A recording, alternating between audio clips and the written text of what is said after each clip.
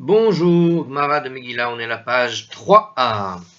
Alors, on va poursuivre, on venait de terminer toute une discussion sur la forme des lettres et le fait que ce sont les Nevi'im qui ont en quelque sorte rétabli finalement la manière d'écrire la Torah correctement. On avait oublié à un moment donné où se trouvaient les terminaisons des lettres, donc ils n'ont pas réinventé le système des terminaisons des lettres, c'est juste que comme chacun faisait plus ou moins selon sa convenance, ce qu'ont fait les prophètes, c'est tout simplement fixer la manière adéquate, connue, à tous, en quelque sorte. C'est comme ça qu'on avait donc expliqué la fin de notre Mishnah précédente. Alors ici, on rebondit avec un autre enseignement de Rabbi Yirmiya ou Rabbi Chiya bar Abba. C'est intéressant parce que ces enseignements sont présentés exactement de la même manière, c'est-à-dire c'est soit l'un ou l'autre.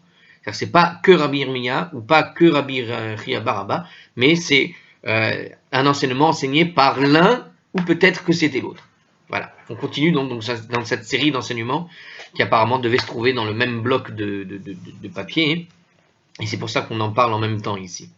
Alors, Ve'amar Rabbi Yirmiya ve'itema Rabbi Chiya bar Abba, et Rabbi Yirmiya a encore dit, donc, et certains disent que c'était donc Rabbi Chiya bar Abba, un enseignement. Alors, Targum shel Torah onkelos, hager amaru mipi Rabbi Eliezer ve Rabbi Yoshua. Le Targum de la Torah a été rédigé par Onkelos, le converti, de Rabbi Eliezer et de Rabbi Yoshua. C'est-à-dire qu'il l'a appris de Rabbi Eliezer et de Rabbi Yoshua. Alors, quand on parle du Targum, en fait, pour tout celui qui connaît la Torah, le texte de la Torah, vous avez dans les livres de Chumash classiques, vous avez toujours dans un petit coin là-bas, du côté en parallèle du texte, souvent on place là-bas la traduction en araméen. Donc le Targum, c'est la traduction en araméen tout simplement, une traduction qui est interprétée en araméen. C'est-à-dire que la traduction ne fait pas simplement que changer le mot pour mot, elle utilise un mot qui va non seulement traduire, mais en quelque sorte fixer le sens du mot en hébreu qui lui est correspondant. Et pour vous donner un exemple, il n'y a pas longtemps, dans la paracha par exemple de Vaïchi, il y a un des versets de bénédiction que Jacob fait à l'un des fils, je ne me rappelle plus lequel, mais un de ces versets, il contient 6 mots, et le Targum Onkelos, il contient l'équivalent d'une vingtaine de mots. Donc c'est pas une traduction mot à mot, c'est une traduction, mais en même temps qui fournit en quelque sorte le sens interprété des mots de la Torah. Donc c'est une traduction interprétée. Un petit peu ce qu'on fait quand on lit notre Gemara, vous avez, en français par exemple, plusieurs fois, on a vu que le Hard nous précise qu'il suit dans la traduction l'interprétation de Rashi. Parce qu'on a plusieurs manières en réalité de pouvoir lire tel passage de Gemara ou autre. C'est-à-dire qu'une traduction, de façon générale, trahit en réalité toujours le texte original au sens qu'il va lui donner un sens, non pas qu'il n'avait pas, mais qu'il va le fixer, ce sens. C'est-à-dire que en fixant le sens, on interdit en quelque sorte d'autres interprétations possibles. En réalité, quelqu'un qui étudie la Gemara en araméen, normalement une étude en araméen, quand vous êtes plusieurs à étudier, c'est toujours beaucoup plus riche qu'une étude personnelle devant un texte déjà traduit. Tout simplement parce que quand tu traduis le texte, on suit l'interprétation du traducteur en quelque sorte, qui est probablement juste et qui est tout à fait légitime. C'est juste que on ferme quelque part une partie de la discussion parce que dans le texte original, on aurait pu traduire autrement. Et puisque tu traduis autrement, tu peux faire d'autres raisonnements beaucoup plus étendus, beaucoup plus élargis que ceux que je vous propose ici. Par exemple, quand on étudie effectivement avec une traduction déjà française et donc déjà en quelque sorte fermée. Même si ça reste ouvert, puisqu'on voit dans plusieurs passages qu'il y a toujours des commentateurs pour dire autre chose que ce que dirait Rashi, par exemple. Mais juste pour que vous sachiez, c'est de ça qu'on parle. En fait, ici, justement, qu'est-ce que nous dit le Targum, donc cette interprétation, cette traduction interprétative, comme il le traduit ici, de la Torah, elle a été rédigée, donc nous disait le passage ici, par Onkelos. Et c'est pour ça d'ailleurs que quand vous lisez la Torah, on appelle ça le Onkelos. Alors, Onkelos le converti, qui l'a appris de qui? Alors, d'où il a fait sa traduction? Est-ce que vraiment tu vas te fier à ce qu'un converti, je sais pas moi, il faut quand même un bagage d'études. Alors, il s'est pas converti comme ça. C'est pas une conversion, on claque des doigts et du jour au lendemain on devient juif. Non, non. On parle de quelqu'un qui a étudié apparemment chez Rabbi Eliezer et Rabbi Yoshua pour avoir la possibilité d'être véritablement ce qu'on appelle un ger tzedek. Donc, on parle de quelqu'un qui est véritablement versé dans la Torah à un point qu'il en a fait la traduction, mais en se basant sur quoi? Sur ce que disait Rabbi Eliezer et ce que disait Rabbi Yoshua. C'est-à-dire que quand on a une aide de Onkelos, en réalité, l'aide que nous apporte Onkelos quand il traduit un texte de Torah, c'est qu'il nous donne en quelque sorte déjà une part de l'interprétation spécifique de Rabbi Eliezer ou de Rabbi Yoshua. D'accord? Donc, et de Rabbi Yehoshua. C'est-à-dire que des fois c'est l'un, des fois c'est l'autre. Et donc, c'est comme ça qu'on peut imaginer qu'effectivement, dans certaines braïtot, quand on te dit que c'est Rabbi Eliezer qui a dit ci ou Rabbi Yehoshua qui a dit ça, peut-être qu'on s'est inspiré justement de ce que disait Onkelos. Mais comme on sait qu'Onkelos a appris finalement, en quelque sorte fait sa traduction en araméen en se basant sur ce qu'il a appris de Rabbi Eliezer et Rabbi Yehoshua, quelque part, eh bien, en lisant son interprétation à lui, eh bien, tu es en train tout simplement de lire ce que dit Rabbi Eliezer ou ce que dit Rabbi Yehoshua sur le texte de la Torah. Donc c'est ce que veut nous dire ici en réalité ce passage. Et donc c'est Rabbi Yirmiyah qui nous apprend ça, ou bien Rabbi Chiya Baraba. Donc il nous dit, je répète, le Targum de la Torah a donc été rédigé par Onkelos le converti de la bouche même de Rabbi Eliezer ou de Rabbi Yehoshua. Targum shel Nevi'im Yonatan shel Ben Uziel Amaru mipi Chagai Zecharia Umalachai. Comment il dit ici? Il manque une voyelle. Alors, le Targum des prophètes, dans le livre des prophètes, par contre, il a été rédigé par Yonatan, le fils de Uziel, qui lui, il a appris de Chagai, Zecharia et Malachi. Ou Malachai, ils le disent comme ça, mais en fait, c'est Malachi. Malachi. Ah non, c'était écrit Malachi, en fait. D'accord. Alors, donc, c'est Malachi. Alors, donc je répète, le Targum des prophètes, donc on a aussi un Targum, donc a priori en araméen, du livre des prophètes, qui lui n'a pas été rédigé par Onkelos, contrairement à ce qu'on aurait pu imaginer, mais en fait par carrément Yonatan, le fils de Uziel. Yonatan ben Uziel est très connu, je ne sais pas si vous le connaissez, mais sa tombe elle est quelque part à Tzfat, et il y a souvent des pèlerinages là-bas pour les gens qui sont célibataires. Ils vont, je sais pas, faire un truc là-bas pour essayer de trouver une dame pour se marier. Et il paraît que ça aide. Alors il nous dit ici d'ailleurs en commentaire, est-ce qu'il nous le dit d'ailleurs non. Alors Yonatan ben Uziel était l'élève de Hillel qui a vécu de nombreuses années après Chagai, Zacharie et Malachi. Il n'est donc pas possible qu'il ait reçu directement de ces derniers la traduction du livre des prophètes, puisqu'on vient de dire dans le texte de notre Gemara qu'il aurait reçu la chose de Chagai, Zacharie et Malachi. Or, il nous dit ici que c'est pas possible puisque c'est beaucoup trop éloigné. En fait, il l'a entendu de ses maîtres qui eux l'avaient reçu par tradition orale de Chagai, Zacharie et Malachi, nous dit simplement le Maharsha. Donc en réalité, voilà, il y a un problème de date. Il s'avère qu'il a appris de ses maîtres, mais ses maîtres n'ont fait que effectivement transcrire ce qui avait été déjà traduit depuis longtemps. En tout cas dans la manière interprétée de Chagai, Zacharie et Malachi, tout simplement. Alors, Veniz da'zea Eretz Israël arba me'ot parsa al arba me'ot parsa. Et il nous raconte ici une histoire que quand Yonatan, le fils d'Uziel, donc lui, Yonatan ben Uziel, a rédigé ce Targum des prophètes, Eretz Israël, on dit qu'Eretz Israël a tremblé d'une superficie de 400 parsa sur 400 parsa. Qu'est-ce que ça veut dire? Il s'agit de la surface totale d'Eretz Israël, nous dit Rashi, dans le livre des Nombres 13, 25. Donc, c'est une manière de représenter en fait tout Israël, tout simplement. Donc, sur toute la superficie d'Israël, il y a eu un tremblement de terre. Yatzta bat kol ve'amra, et une voix céleste et a dit, Mi huze shegila setarai livne Adam, qui est celui qui a révélé mes secrets aux hommes? Ramad Yonatan ben Uziel al raglav ve'amar. Alors Yonatan ben Uziel s'est levé et il a dit, Ani hu shegiliti setarecha livne Adam. Je suis celui qui a révélé tes secrets aux hommes. Galui ve'yadua lefanecha. Il est clair et connu de toi. Shelo lirvodi asiti, que je ne l'ai pas fait pour mon propre honneur. Velo lirvod bet abba, et je ne l'ai pas fait pour l'honneur de la maison de mon père. Et là, lirvodecha asiti, mais c'est uniquement pour ton honneur que je l'ai fait. Shelo yarbu machloket be Israël, afin que les désaccords Alors marloquette, ça veut dire aussi les discussions, on va dire houleuses, les marloquettes, c'est les disputes en quelque sorte, ne se multiplient pas en Israël. Donc il a dit qu'il n'a pas fait ça pour lui, pour l'honneur de sa famille, pour l'honneur de sa maison, etc., etc. Il ne l'a fait que pour l'honneur de Dieu, afin que les désaccords ne se multiplient pas en Israël. Comme je venais d'expliquer juste avant, chaque traduction, elle ferme en quelque sorte les possibilités d'interprétation. D'accord? Une traduction, comme on dit, trahira toujours un texte. Et il s'avère que la traduction ici, que Raphaël Yonatan Ben Uziel, a en quelque sorte figé le sens des mots, et c'est ce que veut dire ici Yonatan Ben Uziel, afin que les disputes ne se multiplient pas en Israël. Ça veut dire au sujet probablement, eh bien, de que veut dire finalement tel texte et tel texte et tel texte, et chacun qui a sa version, chacun sa manière de lire, et ça crée des problèmes. C'est la bouche d'un prophète, en général, c'est presque force de loi. Alors, ça crée des lois différentes pour l'un, pour l'autre.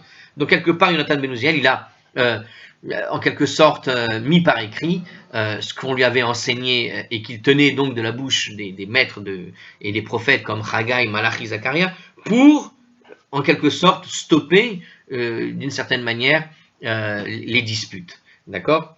Alors, l'interprétation de nombreux versets n'étant pas claire, il les a étudiés afin d'éviter les désaccords entre ceux qui tenteraient de les élucider, et c'est Rashi qui nous dit ça. Alors, c'est intéressant que Rashi nous dise ça ici, parce que Rashi, précisément, la raison pour laquelle Rashi a écrit Rashi, le fameux commentaire qu'Rashi a fait, une de ces raisons, j'ai lu ça dans un texte qui racontait sa biographie, eh bien, c'est exactement pour cette raison-là. C'est-à-dire que un jour, il a assisté à un chiour, enfin pas un chiour, il a assisté à un père qui racontait à son fils des versets de Torah, et le père a interprété les versets de la Torah, on va dire un petit peu à sa manière. Et dans son interprétation particulière, dans la compréhension qu'il avait du texte, il était complètement à côté du sujet ou à côté de ce que voulait dire exactement le sens. Or, Rashi, lui, connaissait évidemment le sens des paroles qui sont écrites dans la Torah, de tradition, les maîtres et une école de maîtres qui ont enseigné ça de génération en génération. Et ce que Rashi a fait, il n'a pas donné une explication selon ce qu'il comprenait, il a donné une explication, quand il dit quelque chose comme il le comprend lui, Rashi, il le met. Mais en général, les explications que met Rashi, c'est tout simplement ce qu'il a reçu par la tradition de ses maîtres, simplement. Voilà, c'est comme ça qu'on explique, c'est la raison pour ça qu'on le dit ici comme ci ou comme ça. Donc ce qu'a fait Rashi quand il a écrit eh bien, ses commentaires, en général, dans la Torah, c'est exactement pour cette raison-là. Il a entendu un père se tromper dans la manière qu'il avait de comprendre le texte, et qu'il était en train d'expliquer à son fils. Alors il a dit, il faut mettre par écrit un petit peu l'explication pour que tout le monde, quelque part, soit un peu plus éclairé, parce que ils sont hors sujet, quoi. Eh bien, c'est ce que Rashi est en train d'expliquer ici, finalement, sa source. Pourquoi est-ce que Rashi a fait ce travail-là? Eh bien, regardez, il est en train de dire à propos de Yonatan Ben Uziel, l'interprétation des nombreux versets n'étant pas claire, il les a expliqués pour éviter les désaccords entre ceux qui tenteraient de les élucider. Donc on voit ici une des raisons, c'est-à-dire d'éviter Alors c'est presque la même raison, mais c'est pas la même raison finalement, puisqu'ici il parle des désaccords, voilà, tout simplement les disputes. Et quelque part ça donne une indication sur les raisons pour lesquelles lui-même, Rashi, a écrit plus tard les commentaires sur la Torah et partout ailleurs. C'est pour éviter aussi ce type de désaccord, on va dire, plus houleux. Parce que, on va dire, à partir du moment où la traduction elle est un peu figée, où le sens, on l'a donné, ça ne prive pas non plus d'en discuter. Mais si jamais les traductions ou les interprétations sont littéralement posées un petit peu partout dans le texte, chacun y va avec sa façon de comprendre, sa sauce, sa lui personnelle, vous imaginez bien le risque que ça peut générer, surtout dans le domaine de la religion, une lettre, une virgule, on interprète autrement, et chacun fait sa halakha comme il veut. Donc ça crée des religions, quoi. Alors donc c'est ce qu'il nous dit ici, Rabbi Yonatan Ben Uziel, sa raison, c'est pour éviter les désaccords. On peut se poser la question, mais alors pourquoi Dieu se met en colère et il fait trembler la terre d'Israël à ce moment-là? Alors on continue en tout cas. Verot bikesh legalot targum shel ketuvim. Et Yonatan Ben Uziel souhaita aussi révéler alors le targum des hagiographes. Alors de quel targum il parle ici? Parce que les hagiographes, c'est d'accord. Les hagiographes, c'est les ketuvim. Donc en fait, les ketuvim, les hagiographes, sont composés en fait des livres suivants. Donc je vais vous donner de quel livre en fait il n'a traduit. En fait, Yonatan Ben Uziel, il n'a voulu expliquer en quelque sorte que le livre des prophètes. Mais il aurait pu expliquer aussi, il nous dit ici ce texte, Il aurait pu expliquer aussi le livre des psaumes, des proverbes, de Job, le cantique des cantiques, de Ruth, des lamentations, l'Ecclésiaste, Esther, Daniel, Ezra, Néhémie et Chroniques. Donc tout le livre des hagiographes, c'est ça. Hein. Donc tous les livres qui se trouvent là-dedans. Hein. Donc il a failli le faire. Yatzta bat kol ve'amralo. Alors une voix céleste est quand même sortie et lui a dit Dayecha, tu as assez fait. Maïtarama. Alors la question est la suivante, mais pourquoi? Pourquoi Jonathan Ben Uziel a-t-il été empêché finalement de composer un targum, une traduction explicative en quelque sorte du livre des hagiographes? Mishum deit beketz Mashiach. Tout simplement parce que dans les hagiographes, on y fait la mention de la fin des temps et de quand viendra le Messie, nous explique Hartzkroll. Mais dans le texte, il nous est fait mention de la fin avec le Mashiach. C'est-à-dire, dans les hagiographes, à travers tous les livres que je viens de citer, il y a moyen effectivement de déceler le moment de la venue du fameux Messie. Et justement, donc par exemple ici, il nous dit que Rashi nous dit, regardez la tentation, Rashi nous dit que le livre de Daniel contient en fait ces informations. Celui qui veut savoir quand viendra la fin des temps, c'est dans le livre de Daniel. Il n'en dit pas plus. C'est-à-dire qu'on il connaît aussi probablement la chose, mais voilà, on voit que Dieu n'est pas d'accord ici, que l'on sache effectivement quand viendra les choses et qu'on sache comment ça se passera. Alors il préfère le faire taire. En tout cas, Rashi nous dit de manière assez assurée, hein, on dirait ici, que c'est dans le livre de Daniel. Le Targum des hagiographes dont nous disposons a été écrit par des Tanaïm qui ont vécu après Jonathan Ben Uziel. Ils ont rédigé donc un Targum de tous les hagiographes, à l'exception du livre de Daniel. D'accord, c'est en fait, c'est intéressant parce que ce que je viens d'apprendre ici, c'est-à-dire que quand vous lisez le livre de Daniel, j'ai appris ça récemment, en fait le livre de Daniel est en araméen. Et donc en fait, il aurait fallu le traduire en hébreu. Alors j'arrive pas à comprendre parce que le livre de Daniel est en araméen, mais le livre, tous les autres sont en hébreu. Alors, je ne sais pas de quel Targum on parle. Est-ce que c'est le Targum dans la langue sainte ou est-ce que c'est le Targum de la langue sainte vers la langue pas sainte, c'est-à-dire la traduction expliquée en quelque sorte, c'est-à-dire en araméen. Et là, je suis perdu parce que il va falloir tomber un jour sur ce texte pour qu'il nous explique. Il doit y avoir ça quelque part. Donc je me demande, est-ce que ce que nous lisons aujourd'hui, c'est le Targum? C'est-à-dire que tous les textes, est-ce que nous possédons aujourd'hui tous les textes des hagiographes, les écrits, hein, donc Shirachirim, les proverbes et autres, sont des textes qui, quand tu les lis, sont écrits dans l'hébreu qui est le même hébreu que l'hébreu biblique ou l'hébreu de Daniel, ou l'hébreu de Esther, ou l'hébreu des psaumes, du livre des psaumes de David. Mais alors je suis surpris. La vérité, aujourd'hui, on a la traduction en français, mais c'est une traduction qui essaye au maximum de respecter plus ou moins le texte. En tout cas, elle n'est pas dirigée vers ce type d'interprétation, même si, parce qu'on a la traduction aujourd'hui, effectivement, quand tu lis, tu peux te faire ta propre idée de comment va se goupiller la fin des temps, et on entend beaucoup de shiurim, comme ça, de gens qui vont parler justement en expliquant des passages de Daniel, voici comment ça se passera, voici comment ça se passera, et qui vont traduire en général l'actualité. Et si on écoutait tous les rabbinim qui nous font un petit peu comme ça les prédictions, bon, le Mashiach est arrivé déjà 20 fois ces 10 dernières années. À chaque petit soubresaut de l'actualité, il y a tout un pléthore de rabbinim qui aiment faire ce type d'interprétation, et bon, pourquoi pas, ça peut être intéressant. Mais à trop en faire, on finit par perdre un peu de crédit. Il vaut mieux, on va dire, garder pour la fin, garder la surprise des fois, c'est pas si mal. Alors, et enseigner plus. Alors voilà, bon, on a le maximum qu'on pouvait dire. Voilà, sachez aujourd'hui qu'en tout cas, s'il existe un Targum, ce n'est pas celui donc de Jonathan Ben Uziel. Donc Jonathan Ben Uziel a traduit, en tout cas en araméen, hein, on va rester sur l'araméen. Alors je me demande, parce que le livre de Daniel est en araméen, donc peut-être que le livre de Daniel est le Targum d'origine en fait. C'est-à-dire celui des Tanaïm, mais donc on n'a pas la version en hébreu en quelque sorte, on l'a mis quelque part ailleurs. Je me pose la question, je ne sais pas. Voilà, quand on ne sait pas, il vaut mieux se taire, alors je continue de me taire. Alors, ayant enseigné plus haut que c'est Onkelos le converti qui a composé le Targum du Pentateuch, alors comme on avait vu au tout début de notre vidéo. Donc c'est Onkelos qui a fait le Targum de la Torah. Alors la Gemara pose la question sur ce sujet, nous dit Artscroll, pour la suite, on y va.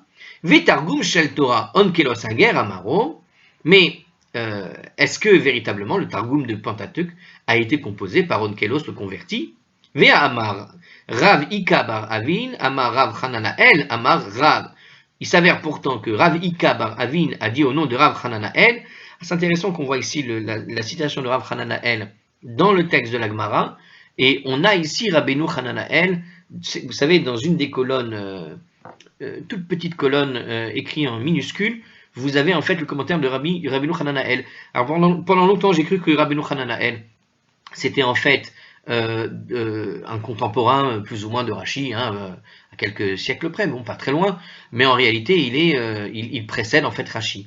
Et dans un Alon du Rav Mazouz, pour ceux qui connaissent d'Israël, il a récemment expliqué que normalement, qu'il déplorait qu'on écrive Hananael toujours avec des lignes minuscules, et c'est vrai que quand vous le regardez, vous avez besoin d'une loupe, mais alors qu'en réalité, étant donné que Rashi est plus tardif que Rabbeinu Hananael, et qu'au fond Rashi s'est inspiré de Rabbeinu Hananael pour faire aussi ses commentaires, donc il aurait fallu plutôt mettre Rabbeinu Hananael en gros, et Rashi en plus petit. Bon, Rashi aussi est petit, la vérité, ici. Mais il déplore, effectivement, qu'on ne mette pas en avant les commentaires de Rabbi Hananael. Mais souvent, on voit ici que Rabbi Hananael est cité dans les commentaires en marge, ici.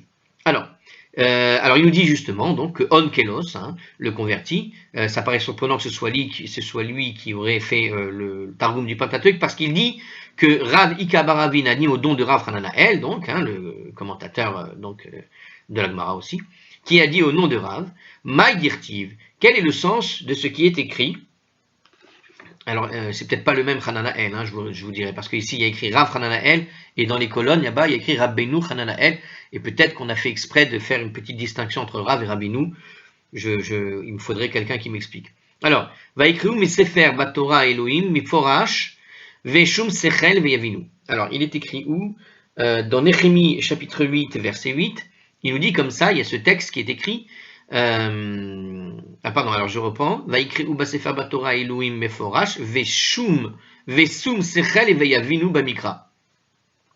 Ils ont lu le livre de la Torah d'Hachem clairement, avec application de la sagesse, et ils ont compris par la lecture. Alors, qu'est-ce qu'il veut nous dire par là? J'ai pas compris la question. Alors, on va expliquer le verset, justement, c'est la suite, en fait, de la Gemara.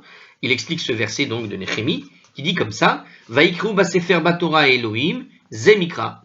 Lorsqu'on a dit, ils ont lu le Sefer de la Torah d'Hachem, ça explique, en fait, ça désigne le texte du Pentateuch. Meforach, clairement, zé targum. Quand il y a écrit le mot clairement à côté, ça veut dire que c'était en fait le Targum. C'est-à-dire que la traduction, comme tout celui qui a du mal avec l'hébreu, et même l'hébreu, même quand tu parles l'hébreu, vous pouvez demander aux Israéliens, ils ont du mal à comprendre ce que dit la Bible, et ils ont besoin d'une traduction avec un hébreu un peu plus moderne, qui permet de comprendre finalement qu'est-ce que dit le texte. D'accord? Eh bien, ce qui est écrit justement dans le livre de Néhémie, quand il y a écrit « Ils ont lu le livre de la Torah d'Hachem », puis virgule, clairement, ils ont lu le livre dans le livre de la Torah d'Hachem, ça veut dire ils ont lu le livre original, le texte original en hébreu, puis ils l'ont lu, ils l'ont compris clairement, ça veut dire qu'ils ont lu le Targum. Or, si depuis Néhémie on a le Targum, comment tu expliques la présence de Onkelos? Alors il continue, Vesum Sechel Elu Apesukin, et avec application de la sagesse, ça fait tout simplement allusion au découpage du texte en versets.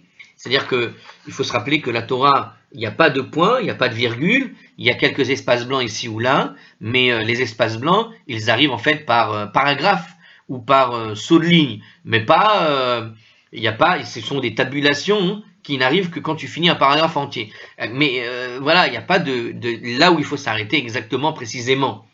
Et donc quand il dit avec application de la sagesse, Vesum Sechel, ça voulait dire justement qu'ils l'ont lu en découpant comme il faut les versets. Vayavinu Bamikra, Elu Pesike Taramim. Et ils n'ont compris la lecture, au fond, et ils l'ont compris par la lecture. Alors il s'avère qu'il y a Vayinu Bamikra, Elu Pesike Taramim, d'accord? Ceci désigne en fait les signes de cantillation. Vous savez que quand on lit la Torah, vous avez besoin de ce qu'on appelle les Ta'amé Amikra, justement, c'est-à-dire les signes qui permettent de savoir comment chanter, en quelque sorte, la Torah. Alors, ce ne sont pas des signes de chant simplement. En réalité, ce sont des signes qui, en français, pourraient être comparés à l'idée des points d'exclamation, des points d'interrogation. Si, par exemple, je vous dis cette phrase, tu veux venir chez moi? Si tu dis à quelqu'un, tu veux venir chez moi, avec le chant, la cantillation dans la manière dont j'ai posé la question, tu sens que c'est une question. Maintenant, imaginez un refus, tu peux le dire comme ça. Tu veux venir chez moi? Avec un étonnement qui donne l'impression d'un refus. Donc, la cantillation, elle donne en fait le sens au mot. Il ne s'agit pas simplement de bien découper une phrase, il ne s'agit pas simplement de bien prononcer la phrase, il faut aussi bien la chanter. Et une cantillation va donner, à travers la cantillation, l'idée donc, alors que les mots sont les mêmes, l'idée d'une question, simple, honnête, simple, tu veux venir chez moi? Mais ça peut être aussi une forme de refus, tu veux venir chez moi, et qui exprime une forme de colère, tu veux venir chez moi? Imaginez. Donc vous voyez, la cantillation donne complètement un sens différent, pourtant, à la réalité des mots. Vous savez, il y a quelque chose d'amusant parce que la Torah, quand elle est lue par des scientifiques ici ou là qui n'ont pas du tout d'idée de cette idée de cantillation, ils n'ont que des points, des virgules posés ici ou là, parfois vont traduire à leur sauce en quelque sorte le texte de la Torah et comprendre la Torah à leur manière, qui est complètement à côté de la plaque parce qu'ils ne possèdent pas cette cantillation. Et je me pose la question d'ailleurs finalement de leur niveau de compréhension des textes autres que juifs, c'est-à-dire il faut imaginer que peut-être il y avait ce type de manière de lire dans les textes romains, dans les textes grecs, on n'en sait rien. On n'a pas la cantillation de comment, il n'y a pas des signes qui permettent de déterminer comment tu devais lire le texte. Or, la cantillation, c'est ce qui va donner ce qu'on appelle le ta'am, qui va donner le goût au texte, c'est-à-dire le sens du texte réel. Parce que bien le lire ne suffit pas, bien poser les mots ne suffit pas, bien découper les phrases ne suffit pas. Il faut aussi savoir le chanter correctement pour avoir une idée concrète de ce qu'est le sens des mots. Alors, micro-pause. Voilà, j'ai enregistré. Donc, alors, je vous donne juste ce que dit ici ArtScroll sur les signes de cantillation, juste pour vous donner leur manière de dire la chose. Bah, tout simplement, voilà, les signes d'inflexion et de cantillation au moyen desquels la Torah est lue dans les synagogues. Ces notes servent aussi à clarifier le sens du texte en nous enseignant comment les mots sont groupés dans la lecture. Donc, ça donne le groupement des mots dans une phrase. Donc, on coupe les versets, mais ça a aussi le rôle, effectivement, de virgule, de point-virgule, d'exclamation, interrogation, entre guillemets, etc., etc. Voilà, ça a tout ce rôle-là. Dans la manière de les chanter, ça va véritablement ponctuer une phrase et lui donner un autre sens à partir du moment où tu le chantes d'une manière, comme je viens de vous donner comme exemple.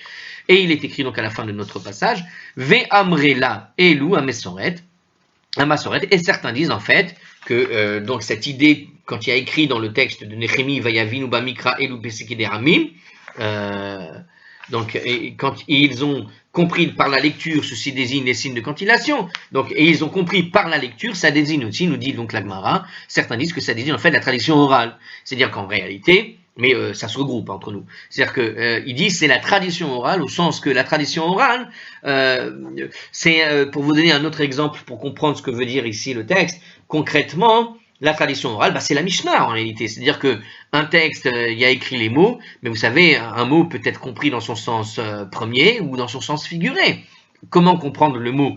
Il faut avoir une tradition orale qui t'explique que quand il te dit ça, ça ne veut pas forcément dire ce qui est écrit. Je vous donne un exemple concret pour comprendre cette notion-là. Vous êtes par exemple dans le métro à une heure de pointe, et voilà que les portes sont en train de se fermer, et il y a un Chinois qui arrive en face de la porte, il ne parle pas très bien le français, très légèrement, il ne connaît pas en tout cas il ne connaît pas les finesses de la langue française, et voilà qu'on lui dit mais monsieur, vous êtes arrivé en retard, prenez le train en marche. Alors le type, il comprend pas, prendre le train en marche, qu'est-ce que ça veut dire concrètement prendre le train en marche? Ça veut dire, bon, tu fais avec. Ça, c'est le sens normal que l'on comprend. Prendre le train en marche, voilà, si tu peux pas prendre maintenant, tu le prendras quand il sera là. Mais quelqu'un qui prend ça au sens... imagine quelqu'un, il arrive en retard dans un amphithéâtre d'étudiants, et puis il est arrivé une demi-heure en retard il lui demande à quelqu'un à côté de lui, est-ce que tu peux me dire ce qu'ils ont dit avant? Écoute, Coco, tu prends le train en marche, ça veut dire t'écoutes le cours à partir de maintenant et puis plus tard tu rattraperas, mais tu vas pas me faire perdre mon temps maintenant. Prends le train en marche, ça veut dire que tu prends le cours tel que tu le prends maintenant, tel qu'il est. Évidemment, quelqu'un qui comprend pas ça, comment il va comprendre ça? Il va comprendre ça dans le sens strict des mots. Il va dire, ah, prendre le train en marche. Il faut prendre le train quand il commence à fonctionner. Alors qu'est-ce qu'il va faire? Il va aller dans le métro, et puis quand les sonneries retentissent, il voit le métro qui commence à avancer, et là il attrape une barre pour s'accrocher, et il prend le train en marche. Et évidemment que c'est faux, et c'est d'accord, c'est là qu'il qu'il rentre dans un mur. Ben, c'est exactement de ça qu'il s'agit. Des fois on lit le texte, et on n'a pas une notion de ce que veut dire les expressions de la Bible, concrètement dans l'époque de la Bible. À l'époque de la Bible, il y a des expressions qui voulaient dire des choses claires. Par exemple, alors je ne sais pas si c'est ça, mais cette expression en général, elle désigne l'interdiction de mélanger le lait et la viande. Or, quand tu traduis les mots et que tu le prends de façon textuelle, tu dis on ne doit pas cuire le chevreau dans le lait de sa mère. Alors il y a des gens qui vont dire mais ce n'est que le chevreau. En fait, qu'est-ce qu'on fait tout le temps à chaque fois dans la Gemara depuis que vous étudiez la Gemara? Eh bien, on explique finalement le réel sens de ce que veut dire les mots. Et c'est ça ce qu'on appelle la tradition orale. C'est-à-dire, on lit en comprenant finalement ce que dit vraiment le texte et pas simplement en y comprenant les mots dans le sens simple de ce qu'on a devant soi.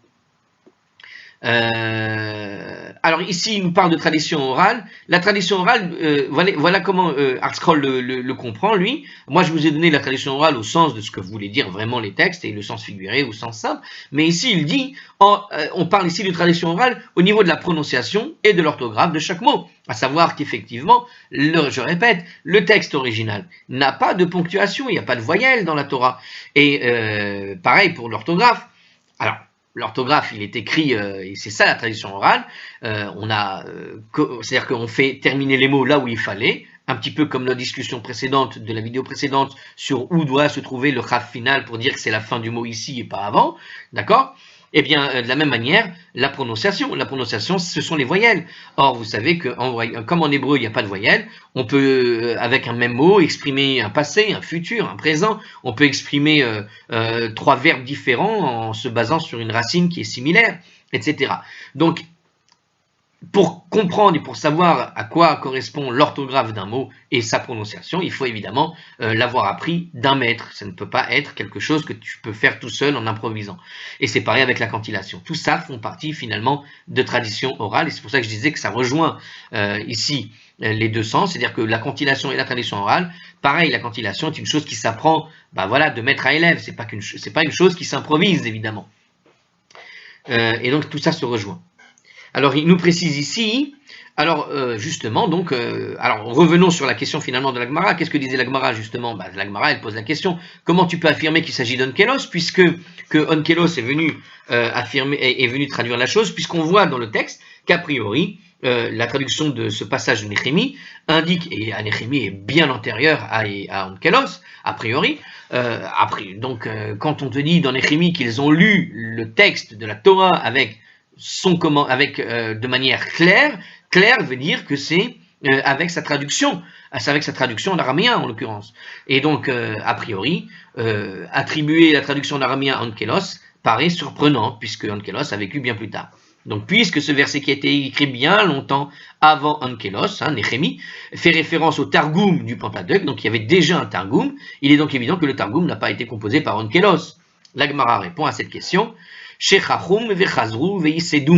En fait, le Targum du Pentateuque avait effectivement été écrit bien avant l'époque d'Onkelos, mais il a été oublié et il a été rétabli par Onkelos. Donc en fait, et c'est de ça c'est ce que voulait nous dire justement précédemment, à savoir que Onkelos a reçu par tradition, d'une certaine manière, ce qu'il a appris de Rabbi Eliezer Rabbi Yoshua, c'est-à-dire que la traduction qu'il en a faite en araméen est une traduction qui n'est pas simplement une traduction, mais une sorte de copie corrigée en quelque sorte grâce à la connaissance de Rabbi Eliezer et de Rabbi Yehoshua pour rétablir finalement une traduction qui a été ancienne et qui avait été perdue à un moment donné, mais qu'il a rétablie. Alors, voilà. Alors, il a été dit plus haut que lorsque le Targum des prophètes a été écrit, il nous présente ici en commentaire ArtScroll, Eretz Israël a donc tremblé. Mais à propos du Targum du Pentateuque, qui n'a pas fait état d'un tel phénomène. Donc pourquoi est-ce que le Pentateuque, d'une certaine manière, n'a pas eu de tremblement de terre alors que Eretz Israël a tremblé lorsqu'il y a eu le Targum des Nevi'im? Alors on va essayer de comprendre cette question-là, et c'est la question de l'Agmara maintenant. Maïshena de Oraita, Delo Isdar Zea. Pourquoi, lorsque donc le Targum du Pentateuque avait été rédigé, Eretz Israël n'a-t-elle pas tremblé? Bon, on a la réponse en vérité. Ve Adinvi et Isdar Zea, alors que le Targum des prophètes a été composé, quand il a été composé, Eretz Israël a tremblé. Donc voilà, c'est la question ici. Mais en fait, on a déjà la réponse, plus ou moins, hein, vous la devinez, puisqu'on vient d'expliquer juste précédemment que déjà depuis l'époque de Néhémie, on avait déjà une connaissance d'un Targum du Pentateuque qui a été perdu. Donc quand tu as rétabli un Targum, tu as rétabli une chose qui avait été perdue, ce qui n'est pas tout à fait pareil avec ce qu'avait fait Yonatan ben Gel en créant en quelque sorte ce Targum des prophètes. L'Agmara répond, alors je ne sais pas, ça c'est la réponse que je vous donne, mais apparemment l'Agmara nous donne une autre réponse. L'Agmara répond, de Oraita, mi parsha, mi leta. Dans le Pentateuque, les sujets en réalité sont clairs, et le Targum ne vient pas dévoiler des secrets particuliers qu'il ne fallait pas révéler. En réalité, quand tu lis finalement la Torah, pour peu que tu aies appris à lire correctement la Torah, finalement, tu comprends parfaitement ce que dit la Torah en réalité. Il n'y a pas besoin de lire sa traduction tant que ça. À partir du moment où tu parles un petit peu l'hébreu, que tu as appris la langue simple, normalement, quand tu vas le lire, c'est parfaitement clair. Alors, je vais vous dire, vous savez, si vous avez déjà lu le livre de la Torah, ou le livre de Josué, ou le livre de Samuel, etc., hein, ou le livre des juges, bon, vous comprenez parfaitement le texte. Est-ce que vous avez déjà essayé de lire, par contre, Isaïe? Eh bien, je peux vous dire que Isaïe, c'est flou. La traduction, je parle. Je parle même pas de l'hébreu, mais quand vous lisez Isaïe, c'est très flou, c'est très compliqué à lire Isaïe. Parce que même quand tu comprends le sens des mots, mais tu comprends pas toujours à quoi exactement il fait référence. Donc, ça n'est pas clair. Le texte de la Torah, de David, quand on raconte l'histoire de David, l'histoire des rois d'Israël, de Samuel, etc., c'est clair, c'est facile à comprendre. Alors qu'un texte d'Isaïe, tu ne sais pas s'il parle du passé, du futur, s'il parle du présent, de son époque. C'est très compliqué et c'est là la différence entre un texte d'Isaïe et un texte, par exemple, donc de Samuel. Et j'ai envie de dire justement donc un texte de la Torah. La Torah, c'est ce que nous dit ici le texte, ici, dans la Gemara. En fait, le Pentateuque, c'est clair. Quand tu le lis en hébreu, c'est clair. Le Targum, il vient faire quoi finalement? Il vient juste aider, au fond, à une compréhension d'un texte qui est déjà clair pour la plupart des gens. Il n'est pas clair, par contre, pour ceux qui ne parleraient pas l'hébreu, qui ne parleraient pas la langue sainte, qui n'ont pas appris. Et donc, il est moins clair pour eux, ça vient les aider. Ce qui n'est pas le cas des prophètes, des Ninvé, d'Invi et Ika, Milé, des Miparshan. Par contre, les prophètes, il y a des sujets qui sont clairs, Veika Milé, des Misatman, et il y a d'autres sujets qui sont énigmatiques. Eh bien, c'est ce que je viens de vous dire dans le livre des prophètes. Samuel, c'est plutôt clair. Josué, c'est plutôt clair. D'accord, les juges, c'est assez clair. Mais dès que vous rentrez dans Isaïe, Jérémie, on ne sait pas trop de quoi il parle finalement. Et le Targum des prophètes, au fond, il y a beaucoup de sujets qui étaient obscurs, qui auraient dû rester dissimulés et qui ont été donc dévoilés, et c'est pour ça que la terre avait tremblé. Et il donne un exemple, justement. Un exemple de verset énigmatique. Est-ce que c'est de Isaïe? Non, c'est de Zacharie. Alors on y va. Il va donner un exemple d'un verset qui est énigmatique et qui ne peut pas être compris sans le Targum. Par exemple, Bayomahu, alors on voit ici que c'est bien en hébreu et non pas un Targum. Bayomahu yigdal amisped, birushalayim, kemispad, alors, haddad rimon, bevikaat, megidon.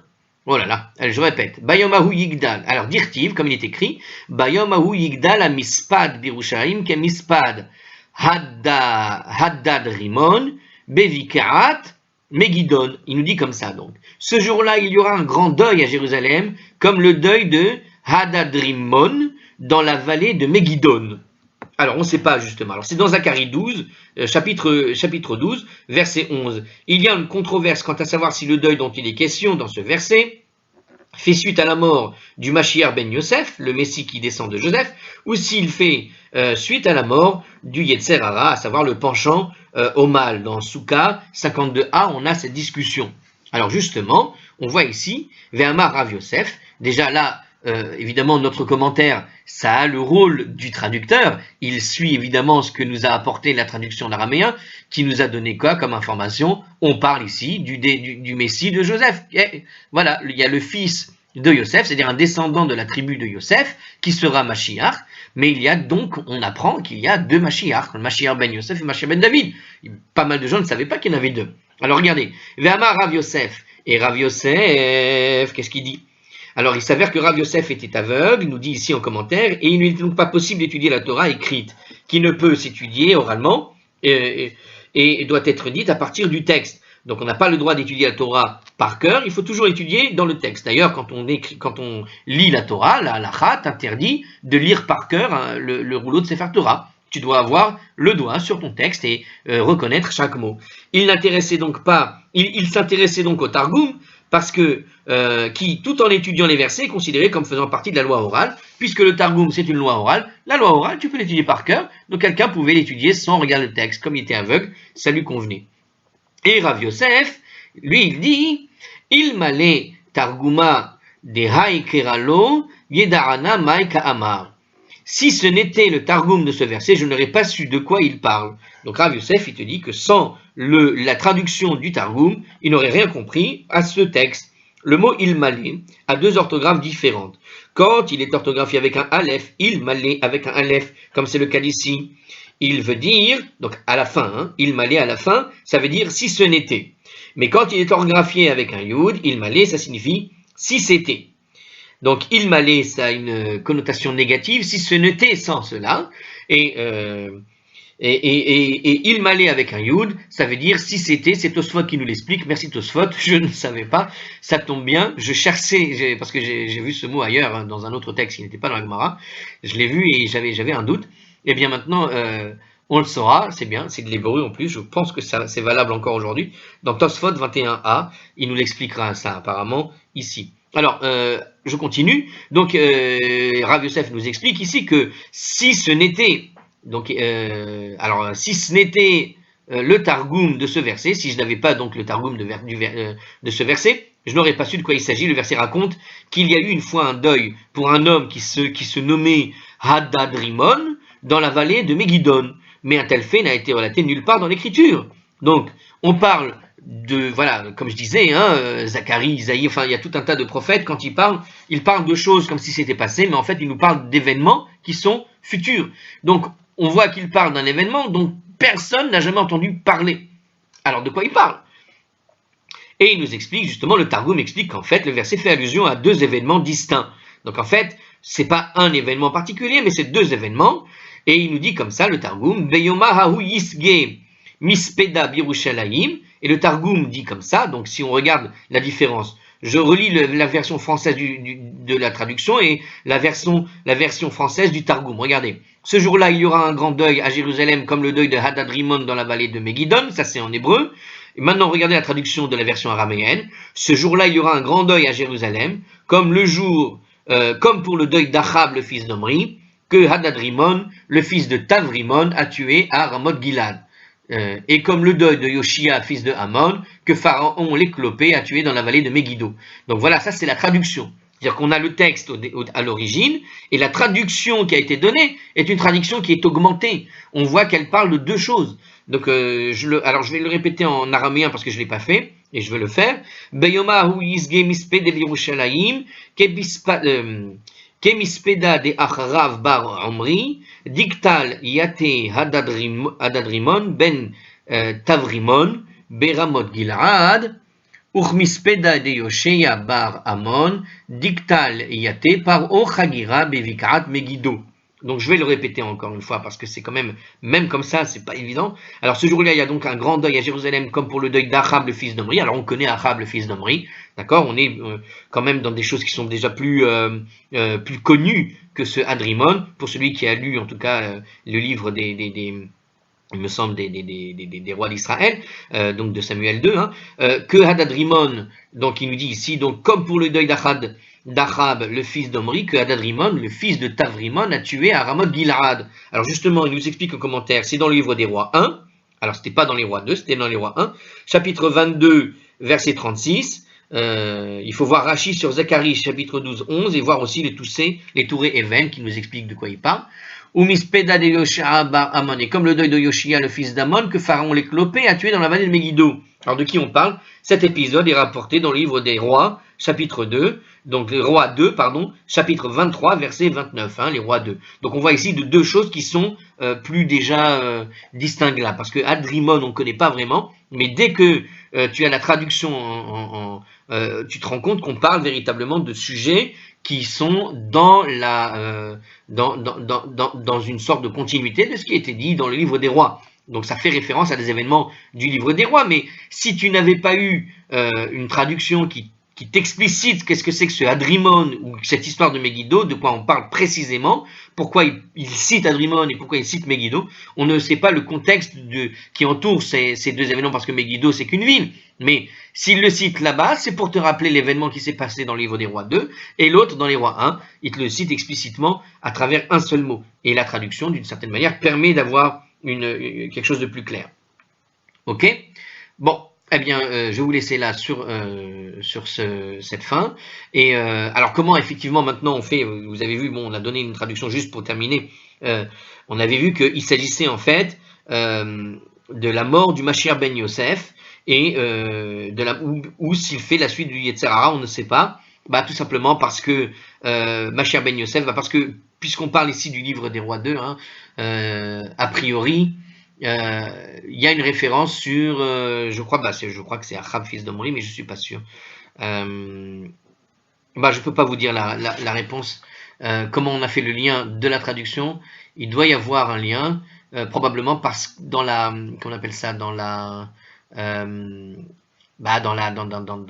l'ascendance de ceux qui ont été cités, on y reconnaît probablement, on y reconnaît évidemment une ascendance de la dynastie royale d'Israël, et c'est ce qui fait que certains en ont déduit qu'il s'agissait d'une vision sur le futur de Mashiach ben Yosef. Ou du Yetzer Hara, puisqu'il y a une controverse justement. Pourquoi le Yetzer Hara? Il aurait dit le Yetzer Hara ici. Qu'est-ce qui pourrait faire cette idée? Pharaon l'éclopé a tué dans la vallée de Megiddo. Alors comme le dit Yoshia, le fils de Amon, bon, j'avoue que j'ai du mal. Même la traduction, elle n'est pas claire. En tout cas, Rav Yosef, lui, il avait compris. Voilà, c'est ce que veut nous dire le texte. Allez, je vous dis à la prochaine. Sachez tout de même que plus on commente, évidemment, et plus les choses se dévoilent. Et c'est comme ça que ça fonctionne. Allez.